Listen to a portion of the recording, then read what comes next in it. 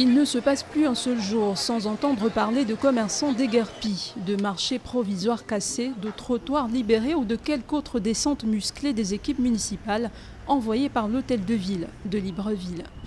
Arrivé à la tête de la mairie il y a 7 mois, Léon Drezu a clairement laissé transparaître ses intentions.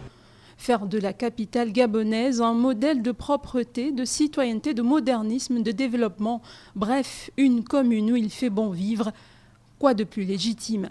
La priorité, c'est la ville, c'est la propreté de la ville. Je connais bien la mairie. Je pense que nous allons faire le maximum et les Gabonais seront satisfaits de notre action. Seulement, comme celui qui, à force de mal réclamer la raison, avait fini par perdre raison, le maire casseur s'est transformé en bourreau pour ses commerçants. Ne gardant pour lui que les rôles de la brute et du méchant, l'homme s'attaque depuis quelques semaines aux magasins des quartiers, à qui il demande de payer une taxe supplémentaire, en dehors de la foultitude d'autres taxes que ces derniers paient déjà, dans un contexte économique difficile depuis bientôt 5 ans. Devant la rigidité de sa détermination, quel autre choix que de plier? On paye 500 par jour. Et ces 500-là, à quoi ça sert? Qu'est-ce que ça donne comme avantage aux personnes qui ont donné cet argent-là? C'est par exemple pour qu'on construise le marché. Mais jusque-là, on attend.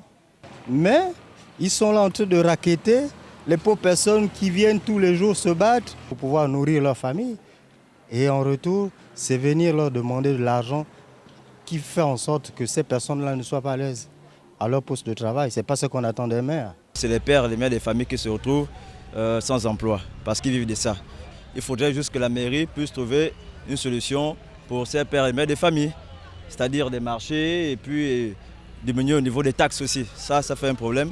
Et sans oublier aussi les agents municipaux eux-mêmes aussi qui ont pour habitude de racketter le rackettage aux commerçants. Les taxes se multiplient, les contrôles aussi, par vagues de bataillons de percepteurs, parfois illégitimes et illégaux, soi-disant à la solde de la mairie.